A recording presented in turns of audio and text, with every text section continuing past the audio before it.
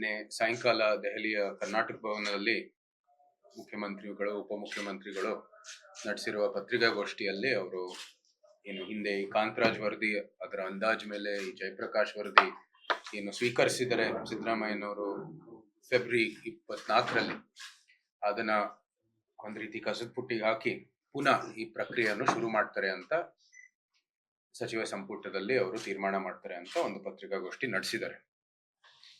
ಈ ಹಿನ್ನೆಲೆಯಲ್ಲಿ ನಮ್ಗೆ ಒಂದಷ್ಟು ಪ್ರಶ್ನೆಗಳು ಸಹಜವಾಗಿ ಆಚೆಗೆ ಬರುತ್ತೆ.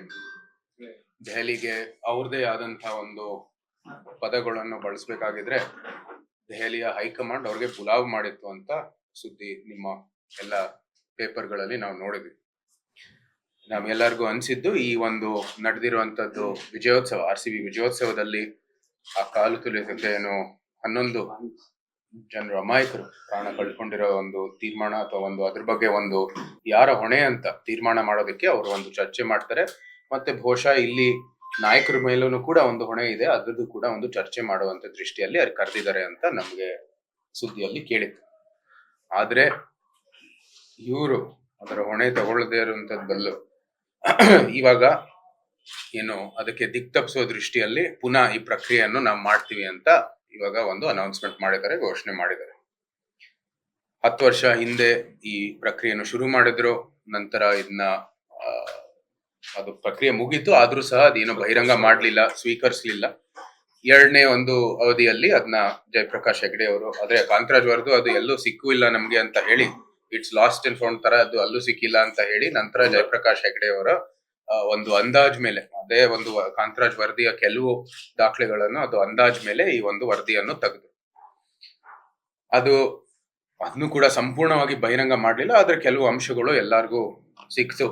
ಅಲ್ಲಿ ಎಲ್ಲರೂ ಕೂಡ ನಾವು ನಮ್ಮ ಪಕ್ಷದಲ್ಲಿ ಇದು ಅವೈಜ್ಞಾನಿಕ ಅಂತ ಬಹಳಷ್ಟು ಕಡೆ ನಾವು ಹೇಳಿದೀವಿ, ಪತ್ರಿಕಾಗೋಷ್ಠಿ ಮೂಲಕ ನಾವು ಇದನ್ನ ವ್ಯಕ್ತಪಡಿಸಿದೀವಿ ಮತ್ತು ಎಲ್ಲೆಲ್ಲಿ ಸೂಕ್ತವಾದ ಸ್ಥಳದಲ್ಲೂ ಕೂಡ ಇದು ಅವೈಜ್ಞಾನಿಕ ಅಂತ ಹೇಳಿದೀವಿ.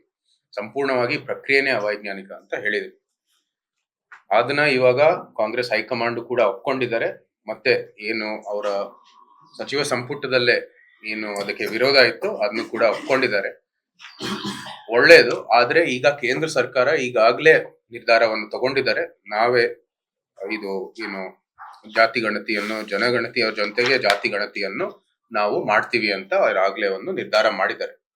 ಈ ಹಿನ್ನೆಲೆಯಲ್ಲಿ ಆಗ್ಲೇ 165.51 ಕೋಟಿ ರೂಪಾಯಿಯನ್ನು ಏನು ವೇಸ್ಟ್ ಮಾಡಿದ್ದಾರೆ, ಪುನಃ ಆ ಪ್ರಕ್ರಿಯೆಯನ್ನು ನಡೆಸೋದು ಅದು ಇವಾಗ ಅದು ಇನ್ನು ಬಹುಶಃ ಇನ್ನೂ ಹೆಚ್ಚು ಒಂದು ಕಾಸ್ಟ್ ನಲ್ಲಿ ಮಾಡಬೇಕಾಗಿರೋ ದೃಷ್ಟಿಯಲ್ಲಿ ಈ ಪ್ರಕ್ರಿಯೆ ಮಾಡೋ ಅವಶ್ಯಕತೆ ಇಲ್ಲ ಅಂತ ನಾವು ಇಲ್ಲಿ ನಿಮ್ ಮೂಲಕ ನಮ್ಮ ಕರ್ನಾಟಕದ ಸಮಸ್ಯೆ ಜನತೆಗೆ ಹೇಳಲಿಕ್ಕೆ ಇಷ್ಟಪಡ್ತೀವಿ. ಈ ಪ್ರಕ್ರಿಯೆ ಪುನಃ ಮಾಡೋ ಅವಶ್ಯಕತೆ ಇಲ್ಲ. ಮತ್ತು ಈ 10 ವರ್ಷದಲ್ಲಿ ಏನು ಮಾಡಿದರೆ ಮೂಲ ವರದಿಯಿಂದ ಹಿಡಿದು ಇವತ್ತು ಇನ್ನೂ ಅದನ್ನ ಬಹಿರಂಗ ಮಾಡದೇ ಇರುವಂತದ್ದು ಏನು ಬೆಳವಣಿಗೆ ಇದೆ, ಅದು ಸಂಪೂರ್ಣವಾಗಿ ನಮ್ಗೆ ತೋರ್ಸುತ್ತೆ ಇವ್ರಿಗೆ ಒಂದು ಯೋಗ್ಯತೆನೇ ಇಲ್ಲ, ಸಾಮರ್ಥ್ಯನೂ ಇಲ್ಲ ಇಂಥ ಒಂದು ಪ್ರಕ್ರಿಯೆಯನ್ನು ನಡೆಸೋದಕ್ಕೆ. 2-3 ರಾಜ್ಯ ಆಗ್ಲೇ ಈ ಪ್ರಕ್ರಿಯೆಯನ್ನು ನಡೆಸಿದರೆ 1 ವರ್ಷದಲ್ಲೇ ಸಂಪೂರ್ಣವಾಗಿ ಪ್ರಕ್ರಿಯೆ ನಡೆಸಿ ನಂತರ ಇದು ಅದರ ಮಾನದಂಡದ ಮೇಲೆ ಬಹುಶಃ ನೀತಿ ನಿಯಮಗಳನ್ನು ರೂಪಿಸುವುದಕ್ಕಾಗಿನೂ ಕೂಡ ಒಂದು ಹೆಜ್ಜೆಯನ್ನು ಇಟ್ಟಿದ್ದಾರೆ. ಈ ಹಿನ್ನೆಲೆಯಲ್ಲಿ ಇವ್ರಿಗೆ 10 ವರ್ಷ ಆದ್ರೂ ಸಹ ಒಂದು ಪ್ರಗತಿಪರ ರಾಜ್ಯ ಆಗಿ ಗುರುತಿಸಿರುವಂತದ್ದು ಕರ್ನಾಟಕ ಸರ್ಕಾರ ಅವ್ರಿಗೆ ಈ ಒಂದು ಸಾಮರ್ಥ್ಯ ಇಲ್ಲದೆ ಇರೋದು ಬಹಳ ಸ್ಪಷ್ಟವಾಗಿ ಕಾಣುತ್ತೆ. ಕೇಂದ್ರ ಸರ್ಕಾರ ಈ ಒಂದು ಪ್ರಕ್ರಿಯೆಯನ್ನು ಮುಂದುವರಿತಾ ಇರೋ ಸಂದರ್ಭದಲ್ಲಿ ಇವ್ರು ಏನ್ ಮಾಡೋ ಅವಶ್ಯಕತೆ ಇಲ್ಲ ಅಂತ ನಿಮ್ ಮೂಲಕ ಹೇಳಕ್ ಇಷ್ಟಪಡ್ತೀನಿ. ಅದರ ಜೊತೆಗೆ ಇವರು ಇದು ಸಂಪುಟ ಸಭೆಯಲ್ಲಿ ಅಥವಾ ಇಲ್ಲಿ ಕರ್ನಾಟಕದಲ್ಲಿ ಈ ತೀರ್ಮಾನಕ್ಕೆ ಬಂದಿಲ್ಲ.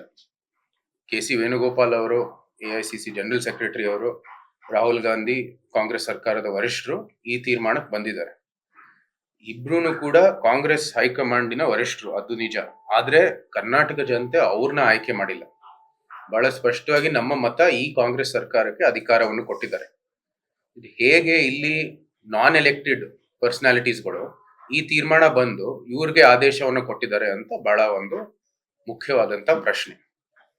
ನಾವು ನಮ್ಮ ಚುನಾಯಿತ ಪ್ರತಿನಿಧಿಗಳು, ಇವತ್ತಿನ ಮುಖ್ಯಮಂತ್ರಿಗಳು, ಉಪಮುಖ್ಯಮಂತ್ರಿಗಳು ಮತ್ತೆ ಅವರ ಸಚಿವ ಸಂಪುಟ, ಅದಕ್ಕೆ ಒಂದು ಮರ್ಯಾದೆ ಇಲ್ಲದೆ ಇರುವಂತದ್ದು ಬೆಳವಣಿಗೆಯನ್ನು ಕೂಡ ನಾವು ನೋಡ್ತಾ ಇದೀವಿ.